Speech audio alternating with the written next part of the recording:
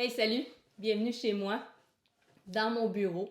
Aujourd'hui, je vous apporte pas avec moi là, dans le potager. En fait, tout simplement parce qu'on est à la mi-novembre, il n'y a plus grand-chose au potager, au Québec du moins. Donc, parce que dans les dernières semaines, il a fait très beau, hein, plus beau, en fait plus chaud même que les normales de saison. Donc, j'ai pu étirer un petit peu ma saison, notamment avec des laitues, des épinards et des radis. Mais là, on sent là, que c'est la fin. Alors, on passe à une autre étape, en fait, qui est plutôt fermer le jardin. Je vous en ai déjà montré, comment fermer les parcelles de culture. Et puis maintenant, il y a plein de choses à faire à l'intérieur, après avoir lavé nos pots, les avoir rentrés, par exemple. C'est de vérifier finalement qu'est-ce qui nous reste comme semences et pouvoir déjà penser à ce qu'on veut avoir dans notre potager l'année prochaine. Qu'est-ce qui a bien fonctionné au potager, qu'est-ce qui a moins bien fonctionné. Donc, de faire un petit retour là, sur notre saison. Donc, moi, je suis dans cette période-là. Je suis un petit peu tôt, mais je suis déjà pressée à la saison prochaine. Donc, je commence.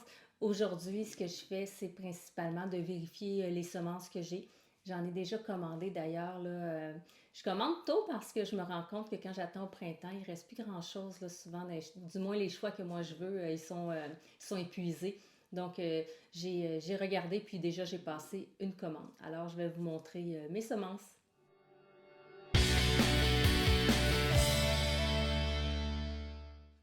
Donc, je vous montre, moi je range mes semences principalement. J'en mets dans un bac comme ça que je ferme, là, que je garde hermétique. Et puis mes semences sont aussi par famille, notamment là-dedans, par exemple, j'ai des oignons, des poireaux, de la ciboulette. Donc, je les remets dans un autre sac pour garder vraiment, les garder bien au sec. Je les garde dans un endroit frais, je les garde dans mon sous-sol. On essaie d'éviter, bien sûr, l'humidité. Donc, moi, je les mets vraiment dans un bac comme ça. J'en ai d'autres semences également. Les semences que je fais moi-même, je les mets dans des enveloppes, après ça, dans un sac hermétique et je les mets dans mon tiroir à légumes, là, dans mon frigo.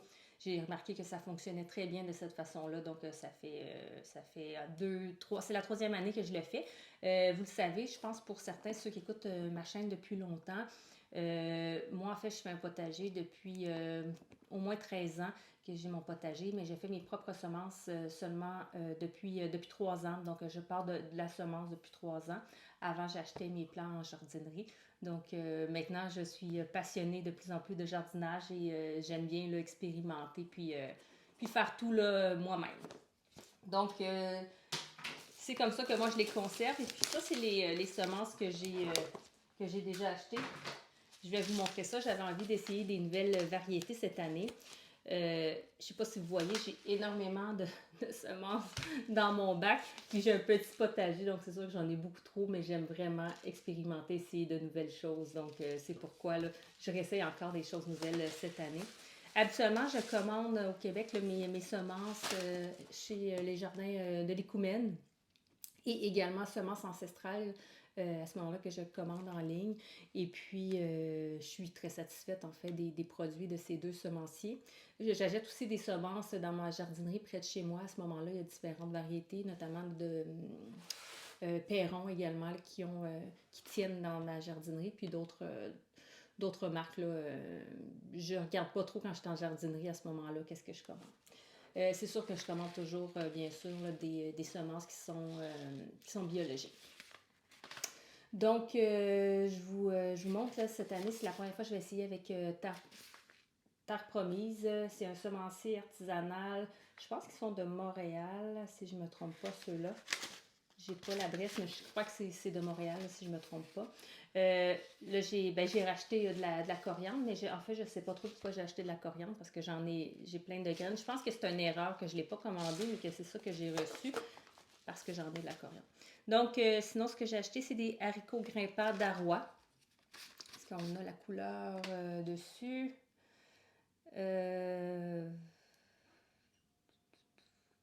Là, je vois pas vite, vite comme ça parce que j'essaie de le trouver rapidement. Ah, ils sont jaunes. Donc, on a les haricots grimpants comme ça que je vais faire grimper, je pense, sur la clôture là, sur laquelle je fais grimper mes concombres. Donc, d'un côté, il va y avoir les concombres. De l'autre côté, je vais mettre mes haricots grimpants. Que je vais essayer ça cette année. J'ai des haricots nains velours. J'ai des haricots grimpants ménonites. Là, vous êtes loin, je ne sais pas si vous voyez. J'ai de la laitue reine des glaces. Celui-là, c'est parce que ça me faisait rire. C'est des piments pénis. D'ailleurs, j'ai regardé des images et ça ressemble vraiment à un pénis. Donc, j'étais curieuse de voir que ça a l'air dans mon jardin. Donc, j'ai acheté ça. Puis on aime beaucoup les piments également à la maison. J'ai des radis Cherry Belle. J'en utilise depuis plusieurs années, mais j'en avais plus, donc j'en ai recommandé parce que je les aime bien, celles-ci. Euh, Tomates poire jaune. J'ai plusieurs tomates de couleur jaune, mais j'avais pas essayé encore la poire jaune. J'ai des tomates Green Zebra, vous le savez. D'ailleurs, je pensais en avoir cette année et puis finalement, les tomates étaient rouges. Donc, probablement que je me suis trompée quand j'ai fait mes semis. Mais j'ai acheté des Red Zebra. L'année passée, j'en voulais, mais ils étaient épuisés là, quand j'ai voulu en acheter. Et puis des tomates Groseille de Léon. Donc, des petites tomates, il paraît qu'elles sont rouges, très éclatantes. Là, j'ai envie d'essayer ça. Et puis, j'ai également recommandé à l'écoumène, bien entendu, donc des tournesols géants parce que j'avais plus de semences. Des épinards verdilles, des épinards géants d'hiver, comme c'est ici. Des choux raves violets hâtifs de Vienne. J'ai jamais fait de choux raves, ça va être ma première fois. Concombre libanais Green Finger. J'ai des petits concombres mexicains. J'ai quelqu'un que je connais qui en a eu dans son potager cette année puis qui a vraiment trouvé ça succulent. Donc, je veux essayer. Bon, la laitue feuille Black Seed Simpson, j'en avais déjà, mais l'année passée, j'ai pas eu un bon taux de germination. Fait que d'après moi, il était un petit peu en fin de vie, alors j'en ai racheté. De la laitue paumée Butter Crunch. J'ai de la laitue paumée grosse blonde paresseuse. C'est la première fois que je vais l'essayer, celle-ci aussi. Melon d'eau Sweet Sibérien. Donc, en ce moment, j'utilise déjà, je ne me souviens plus des melons que j'ai, c'est pas cette sorte-là. Des oignons roses, Milano. J'ai des piments paprika hongrois que je vais essayer. Des poivrons Antoi Romagna qui sont de deux couleurs. Là, je les trouve vraiment très beaux. Des radis blancs également.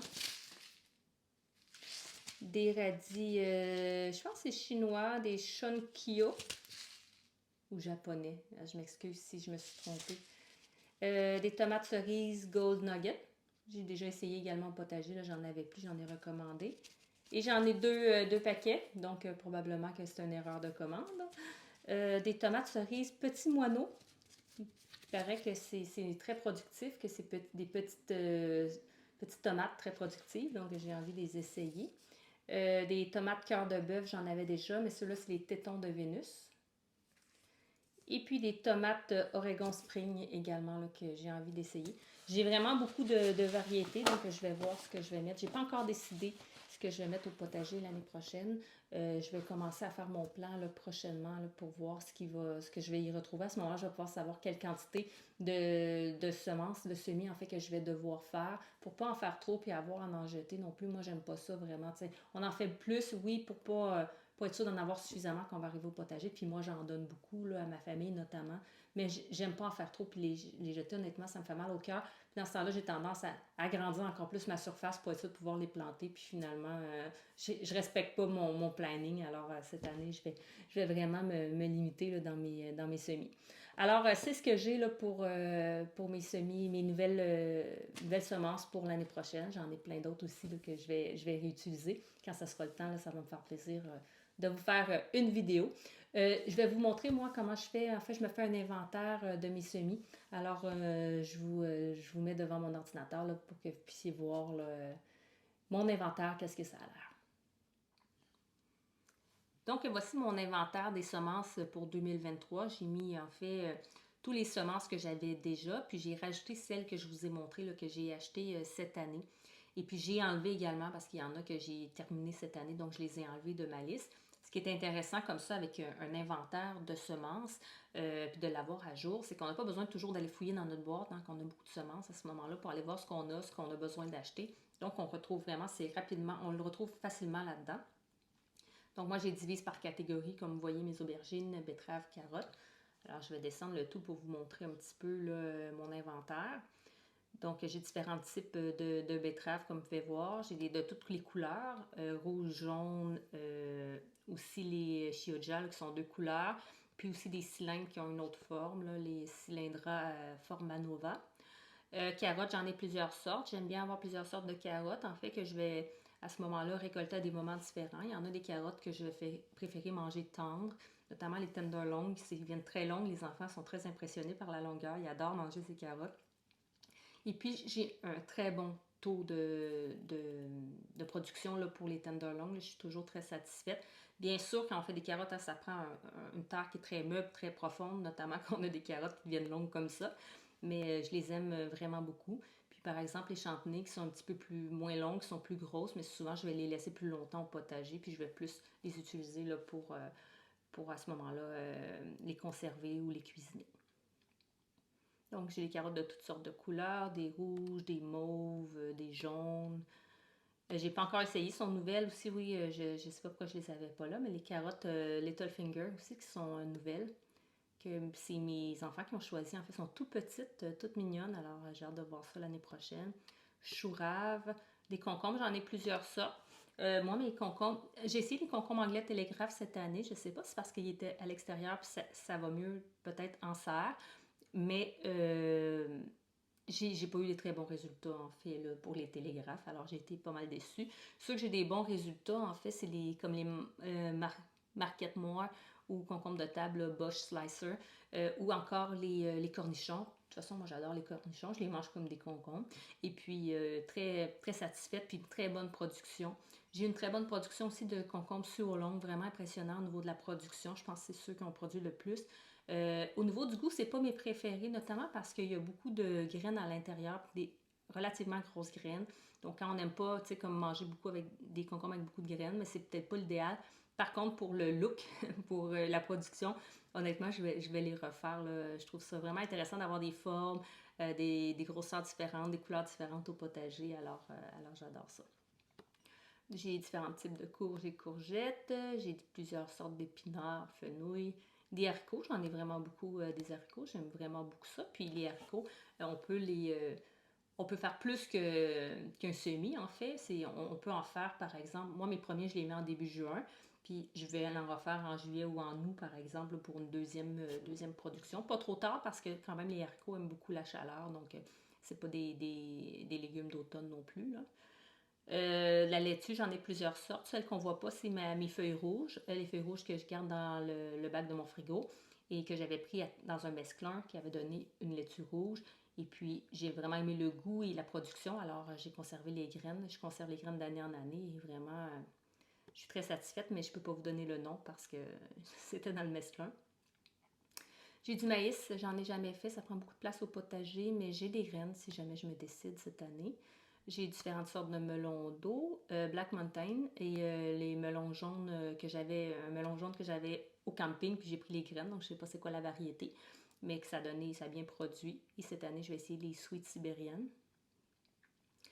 Navets blanc collet mauve, j'adore ces navets-là. Ils sont quand même petits, très goûteux. Plusieurs sortes d'oignons de toutes les couleurs. Piment poivron, j'en ai beaucoup parce qu'on aime vraiment ça. Mes piments, là, on voit pas non plus mes piments. Ah oui, je les ai écrits Cayenne habanero. Ça, c'est des piments que j'ai récupéré les graines. Donc, j'en achète jamais. En fait, j'ai récupéré nos piments que j'avais mangés. Et puis, d'année en année, je récupère les graines. Et puis maintenant, ben, je suis autonome là, au niveau de ces piments-là. Euh, Ils sont-tu là aussi? Oui, les jalapenos, même chose, j'ai récupéré les graines dans un panier Good Food. Donc, et puis, j'ai une très bonne production aussi de jalapeno. Des radis, j'en ai plusieurs sortes parce que j'aime beaucoup les radis. J'ai des radis plus allongés, des radis plus ronds, des plus piquants, des moins piquants. Donc, ça va bien. Le seul problème que j'ai eu cette année, vous l'avez vu dans une de mes vidéos, c'est que mes navets et mes radis ont été mangés sous terre, probablement par des petits vers là, de papillons. Donc, l'année prochaine, je pense que j'aurai pas le choix de couvrir à ce moment-là mes radis là, en début de saison. Tomates, j'en ai plusieurs sortes de tomates. C'est ce que j'ai le plus, je pense. Mais j'ai pas assez de place au potager pour mettre tout ça. Donc, je dois faire des choix qui brisent, crève-cœur un peu, comme on dit, là, quand c'est le temps de les mettre, de les semer.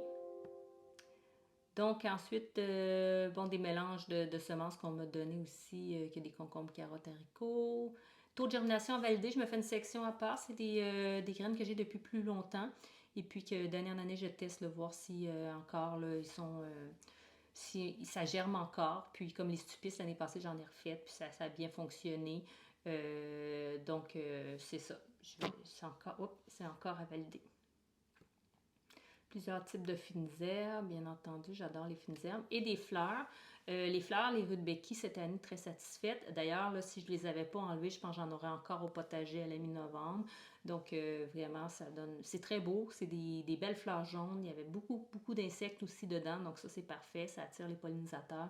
Labourage, des belles fleurs bleues. Vraiment, ça prend de la place, par contre. Parce que ça se ressème toute seule. J'en ai eu, je vous l'ai montré dans une de mes vidéos d'ailleurs, que j'avais la bourrache qui repoussait ailleurs, là, où ce que j'en avais pas mis. J'ai de la camomille, capucine, j'adore les capucines parce que c'est comestible, donc vous pouvez manger les fleurs, c'est des belles fleurs, j'en avais des jaunes et des rouges, ça a un petit goût un petit peu épicé, un petit peu poivré. Il y en a qui vont dire que la capucine va attirer les pucerons. Donc, ça va attirer les pucerons au potager. Par contre, moi, j'ai eu aucun puceron là, sur mes capucines cette année. Puis, j'en ai pas eu plus non plus dans mes légumes. Donc, j'ai pas remarqué ça, moi, personnellement. Les œillets d'Inde, j'en utilise beaucoup au potager. Ça attire les pollinisateurs. C'est un bon compagnon, notamment pour les tomates. Ça éloignerait les hématodes dans le sol qui viendraient ronger, par exemple, les racines des tomates. Alors, je sais pas si ça fonctionne vraiment, mais pour ma part, j'y crois, puis je le fais. Des pensées, très belles fleurs également. Ça ressemble à des petits monsieur fâchés. Donc, je trouve ça vraiment mignon. Et des tournesols mammouth géants.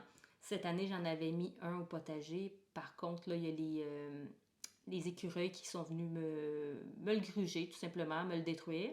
Et puis d'ailleurs, je vous avais montré que j'avais des tomates qui avaient été grugées, que j'avais plusieurs légumes qui avaient été en fait mordus là, par un animal quelconque. J'avais eu des doutes sur les moufettes, j'avais eu des doutes sur les marmottes, sur,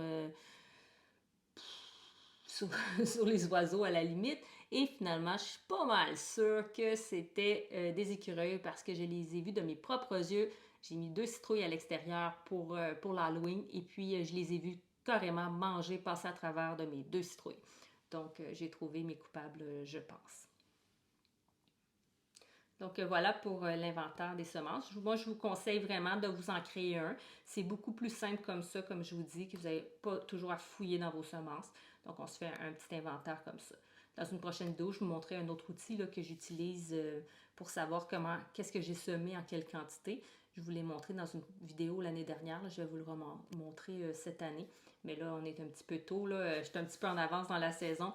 Mais au moins de mettre ses semences à jour, ça c'est parfait. Surtout que sûrement que vous en avez épuisé l'année dernière, puis qu'il va vous en manquer. Puis restez à l'affût là, quand vous avez vraiment des des variétés qui vous intéressent. Regardez sur les sites des semenciers pour ne pas passer à côté. Parce que vraiment au printemps, c'est la folie. Et puis ça s'envole rapidement. Donc, j'espère que vous avez apprécié cette vidéo sur les semences, même si c'était moins dynamique, hein, je ne vous ai pas emmené au potager. On est resté dans mon bureau. Je trouve ça quand même important de prendre un petit peu de recul, de regarder ce qu'on a fait de bien pendant l'année, de regarder en même temps, là, on a fait sur les semences, donc de regarder qu'est-ce qu'on a utilisé comme semences, est-ce qu'il nous en reste, qu'est-ce qu'il va falloir commander, mais avant tout, de savoir est-ce qu'on a apprécié les légumes qu'on a eus au potager, est-ce que ça a valu la peine, est-ce qu'on a eu une bonne production. Donc, de faire un petit pas de recul, d'évaluer un petit peu notre saison. Je pense que c'est le temps de le faire là, quand on vient de fermer le potager, de prendre ce temps de recul-là, de le faire tôt dans l'année. Parce qu'après les fêtes, par exemple, en janvier, en février, quand on va se mettre vraiment dans le jardinage, mais à ce moment-là, ça va être loin dans notre tête et on va sûrement avoir oublié certains aspects. Donc, il faut le faire rapidement là, dans la saison. C'est le conseil là, que je vous donne. Donc, je vous remercie d'avoir visionné la vidéo. Si vous n'êtes pas encore abonné, faites-le. Hein? Ça prend juste un petit clic en bas pour vous abonner. Je mets régulièrement de nouvelles vidéos. Vous avez aimé, un pouce en l'air pour m'encourager. Si vous avez des commentaires, n'hésitez pas. Ça me fait toujours plaisir de vous lire et de vous répondre. Alors, merci une fois de plus et je vous dis, prenez soin de vous. À la prochaine. Au revoir.